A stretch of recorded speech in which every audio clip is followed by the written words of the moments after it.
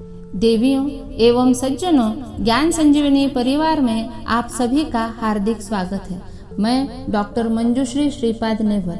भारतीय सनातन ग्रंथ में हम सब सुन रहे हैं कुर्म पुराण के पूर्व विभाग का 13वां अध्याय। आइए हम सब मिलकर चले ज्ञान संजीवनी की ओर, अर्थात परम शांति की ओर। हरि ओम।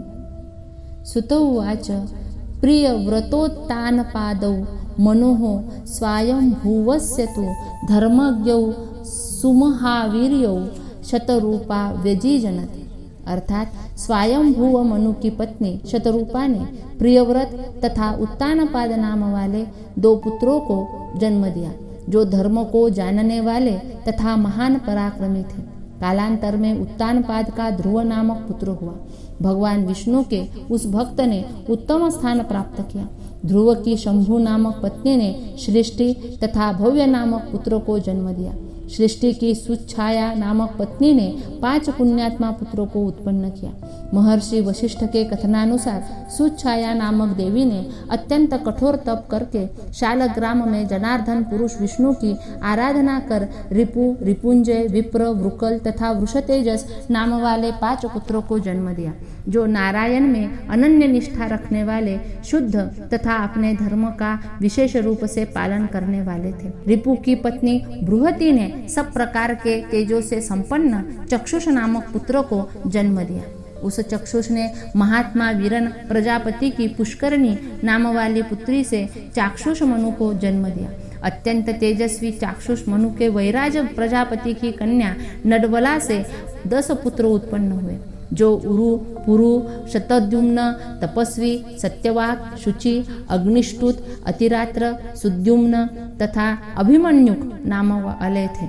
उरु की पत्नी आग्नेयी ने अंग, सुमनस, स्वाति, क्रतु, अंगिरस एवं शिव नाम वाले महाबलशाली 6 पुत्रों को उत्पन्न किया।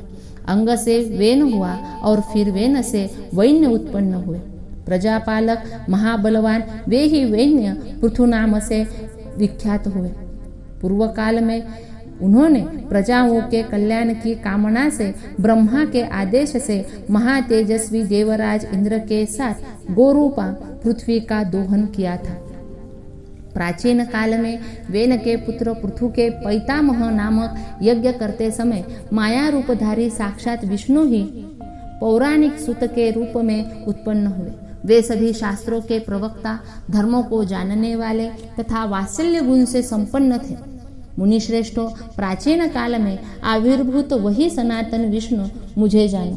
इस मनवंतर में स्वयं कृष्ण द्वैपायन व्यास नामक पुराण पुरुष विष्णु ने प्रीतिपूर्वक मुझे पुराण सुनाया। मेरे वंश में वेदवर्जित जो सूत उत्पन्न हुए, ब्रह्मा की आज्ञा से पुराणों का प्रवचन करना उनकी वृत्ति हुई। वेन के पुत्र वे पृथु बुद्धिमान, सत्य संकल्प, जितेंद्रिय, संपूर्ण पृथ्वी के स्वामी, महान तेजस्वी तथा अपने धर्म का पालन करने वाले थे। उनकी बाल्यकाल से ही नारायण में भक्ति थी। इंद्रिय जयी पृथु ने गोवर्धन पर्वत पर जाकर तप किया। शंख, चक्र तथा गदा धारण करने वाले भगवान विष्णु तपस्या से प्रसन्न हो गए। स्वयं भगवान दामोदर विष्णु ने उनके पास आकर कहा, मेरी कृपा से निश्चित ही तुम्हें सुंदर रूप से संपन्न सभी शस्त्र विधारियों में श्रेष्ठ 2 धर्मात्मा पुत्र होंगे। ऐसा कहकर भगवान ऋषिकेश अपने प्राकृतिक रूप में स्थित हो गए, अपने धाम चले गए। वैन्य पृथु भी भगवान मधुसूदन में वैदिक विधान से निश्चल भक्ति रखते हुए न्यायपूर्वक अपने राज्य का पालन करने लगे। मधुर एवं पवित्र मुस्कान वाली तथा कुश शरीर वाली उनकी पत्नी अंतर्धाना ने थोड़े ही समय में शिखंडी तथा हवीरधान नामक 2 पुत्रों को जन्म दिया। शिखंडी का पुत्र सुशील नाम से प्रसिद्ध हुआ। वह धार्मिक रूप संपन्न तथा वेद वेदांग का पारगामी विद्वान था। विधि पूर्वक वेदों का अध्ययन कर वह धर्म पूर्वक तपस्या में स्थित हुआ। भाग्य योग से उस धर्मज्ञ ने संन्यास ग्रहण करने का विचार किया। वह तीर्थ स्थानों का सेवन करते हुए स्वाध्याय तथा तपस्या में स्थित रहने के लगा। एक बार वह सिद्धों के द्वारा सेवित हिमालय पर्वत पर गया। वहाँ उसने धर्म एवं सिद्धि को प्रदान करने वाले योगियों के लिए प्राप्त किंतु ब्रह्म से द्वेष करने वालों के लिए अप्राप्य धर्मपद नामक एक वन को देखा। वहाँ सिद्धों के आश्रम से सुशोभित तथा विभिन्न प्रकार के कमल समूहों से संपन्न निर्मल जल वाली तथा पुण्य प्रदान करने वाली मंदाकिनी नामक एक नदी प्रवाहित होती थी। उसने प्रीतिपूर्वक उस मंदाकिनी नदी के दक्षिण किनारे पर स्थित मुनीन्द्रों तथा योगियों से सेवित पुण्यदायी एक रमणीय आश्रम देखा। उसने मंदाकिनी के जल में स्नान कर देव स्वरूप पितरों को तर्पण आदि से संतृप्त कर विभिन्न वर्ण के कमल आदि पुष्पों के द्वारा भगवान शंकर की अर्चना की और सूर्यमंडल में स्थित भगवान ईशान का ध्यान कर सिर से हाथ जोड़ते हुए प्रकाशमान सूर्य का दर्शन करते हुए वह रुद्राष्टाध्यायी रुद्र के चरित्र एवं और भी अनेक वेद वर्णित विविध प्रकार के शिव संबंधी स्तोत्रों के द्वारा परमेश्वर गिरीश की स्तुति करने लगा। इसी बीच उसने समस्त अंगों में भस्म लगाए हुए कौपीन वस्त्र से समन्वित सफेद यज्ञोपवीत धारण किए हुए तपस्या के द्वारा क्षीण शरीर वाले उत्तम महापाशुपत श्वेताश्वतर नाम वाले महामुनि को समीप में आते हुए देखा। नेत्रों में आनंदाश्रु भरे हुए उसने भगवान शंकर की स्तुति समाप्त कर उनके चरणों में सिर से प्रणाम किया और हाथ जोड़ते हुए यह वाक्य कहा, मैं धन्य हूँ, मैं अनुग्रहित हूँ जो आज मुझे योग ज्ञानियों में श्रेष्ठ मुनियों के ईश्वर साक्षात भगवान योगीश्वर के दर्शन हुए। अहो, मेरा बड़ा ही सुंदर भाग्य है, आज मेरे सभी तप सफल हो गए। अनघ, मैं क्या करूं? आपका मैं शिष्य हूँ, आप मेरी रक्षा करें। तपस्या से जिसका संपूर्ण कल्मश नष्ट हो गया है, ऐसे उस निष्पाप एवं शील संपन्न सुशील नाम वाले राजा के ऊपर अनुग्रह करके शंकर ने अपने शिष्य रूप में उसे ग्रहण किया। उन बुद्धिमान मुनि ने संन्यास संबंधी संपूर्ण विधि करवाकर उसे ईश्वर संबंधी ज्ञान तथा अपनी शाखा द्वारा विहित नियम और पशु रूपी जीव के पाश अर्थात माया रूपी बंधन से मुक्त करने वाला वह संपूर्ण वेद का सार प्रदान किया। साथ ही ब्रह्मा आदि के द्वारा सेवित अंत्याश्रम नाम वाले आश्रम को भी प्रदान किया।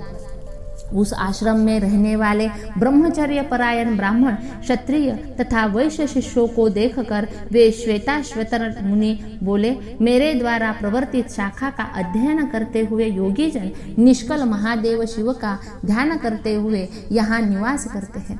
भक्तों पर अनुकंपा करने के लिए भगवान महादेव उमा के साथ रमण करते हुए यहाँ विराजमान रहते हैं। प्राचीन काल में संसार के कल्याण की कामना से समस्त जगत को धारण करने वाले स्वयं नारायण महादेव की आराधना करते हुए यहाँ रहते थे। यहाँ पर देवताओं के भी देवता भगवान शिव की आराधना कर देवता तथा दानवों ने महान सिद्धि प्राप्त की थी और यहीं पर प्राचीन काल में मरीचि आदि ऋषियों ने अपनी तपस्या के प्रभाव से महेश्वर का दर्शन कर सभी कालों में उपयोगी हित कर ज्ञान प्राप्त किया था। इसलिए राजेंद्र, तुम भी तप एवं योग से समन्वित होकर नित्य ही मेरे साथ रहो, इससे तुम सिद्धि प्राप्त करोगे। ऐसा कहकर उन ब्राह्मण श्रेष्ठ श्वेताश्वतर मुनि ने पिनाक नामक धनुष धारण करने वाले भगवान शंकर का ध्यान करके स्वार्थ सिद्धि के लिए सभी पापों का शमन करने वाले वेद सार स्वरूप मुक्ति प्रदान करने वाले तथा ऋषियों द्वारा प्रवर्तित अग्नि इत्यादि पुण्यजनक महामंत्र का उसे सुशील को विधि पूर्वक उपदेश दिया। उनके कथनानुसार सुशील नामक वह राजा भी बड़ी ही श्रद्धा से साक्षात पाशुपत होकर वेदाभ्यास में निरत हो गया। अपने सभी अंगों में भस्म धारण कर कंद मूल एवं फलों का आहार करते हुए शांत इंद्रिय जयी एवं क्रोध जयी राजा ने संन्यास विधि का आश्रय लिया। हवीरधान ने आग्नेयी नामक अपनी पत्नी से धनुर्वेद में पारंगत प्राचीन बर्हिष नामक श्रेष्ठ पुत्र को उत्पन्न किया। सभी शास्त्रधारियों में श्रेष्ठ भगवान प्राचीन बर्ही ने समुद्र की पुत्री से 10 पुत्री को उत्पन्न किया। नारायण परायण तथा अपने तेज के लिए विख्यात प्रचेतस नामक के प्रसिद्ध उन राजाओं ने अपने वेद का अध्ययन किया। इन्हीं 10 प्रचेताओं द्वारा मारीशा नामक उनकी पत्नी से महाभाग प्रजापति दक्ष पुत्र रूप में उत्पन्न हुए, जो पूर्व समय में ब्रह्मा के पुत्र थे। उन दक्ष ने बुद्धिमान महेश रुद्र के साथ विवाद किया था। इससे रुद्र द्वारा शाप प्राप्त कर वे प्रचेताओं के पुत्र बने। महादेव हर ने स्वयं देवी पार्वती के घर आए हुए दक्ष को देखकर उनकी यथोचित पूजा की, किंतु उस समय तमोगुण के आवेश से समाविष्ट ब्रह्मा के पुत्र दक्ष शंकर द्वारा की गई अपनी पूजा को अपर्याप्त और अयोग्य समझकर और भी अधिक पूजा की इच्छा करने के कारण कुपित होकर अपने घर चले गए। तदनंतर कभी दूषित मन वाले दक्ष ने अपने घर आई हुई अपनी पुत्री सती की उनके पति भगवान शंकर के साथ निंदा करते हुए क्रुद्ध होकर भर्त्सना की। दक्ष बोले, सती, तुम्हारे पिनाकधारी पति से मेरे अन्य जामाता श्रेष्ठ है। तुम भी अच्छी पुत्री नहीं हो, इसलिए मेरे घर से वही चले जाओ जहाँ से आई हो। शंकर प्रिया उन देवी सती ने उस कठोर वाक्य को सुनकर पिता दक्ष की निंदा की और चर्मांबरधारी अपने स्वामी पशुपति को प्रणाम कर स्वयं ही उन्होंने योगाग्नि द्वारा अपने को भस्म कर डाला। तदनंतर वे ही हिमालय की तपस्या से प्रसन्न होकर उनकी पुत्री बनी। उस बात को जानकर शरणागतों का कष्ट हरने वाले भगवान रुद्र हर दक्ष के घर आए और क्रुद्ध होकर उन्हें शाप दिया। ब्रह्मन, मूढ़ात्मन, इस शरीर को छोड़कर तुम क्षत्रियों के कुल में उत्पन्न होंगे और पापवश अकार्य में तुम्हारी प्रवृत्ति होगी। ऐसा कहकर महादेव कैलाश पर्वत पर चले गए और समय आने पर स्वयंभुव दक्ष भी प्रचेताओं के पुत्र बने। सुत जी ने इस प्रकार कहा, आप लोगों से मैंने स्वयंभू मनु की दक्ष पर्यंत विशेष सृष्टि का वर्णन किया। यह वर्णन सुनने वालों को पाप को नष्ट करने वाला है। एतद् वह कथितम सर्वम मनो स्वयंभुवस्य तु विसर्गम दक्ष पर्यंतम शृण्वताम पापनाशनम इति श्री कूर्मपुराणे षट्सहस्राख्यां संहितायां पूर्व विभागे 13 आने वाले अगले वीडियो में हम इसी कूर्म पुराण के पूर्व विभाग के 14वां अध्याय सुनेंगे। इस 14वें अध्याय में हरिद्वार में दक्ष द्वारा यज्ञ का आयोजन, यज्ञ में शंकर का भाग न देखकर महर्षि दधीच द्वारा दक्ष की भर्त्सना तथा यज्ञ में भाग लेने वाले ब्राह्मणों को शाप, देवी पार्वती के कहने पर शंकर द्वारा रुद्रो, भद्रकाली तथा वीरभद्रा को प्रकट करना, वीरभद्रादि द्वारा दक्ष के यज्ञ का विध्वंस, शंकर पार्वती का यज्ञ स्थल में प्राकट्य, भयभीत दक्ष द्वारा शंकर तथा पार्वती की स्तुति और वर प्राप्त करना, ब्रह्मा द्वारा दक्ष को उपदेश और शिव विष्णु के एकत्व का प्रतिपादन तथा दक्ष द्वारा शिव की शरण ग्रहण करना आदि का वर्णन किया गया है। हरि ओम।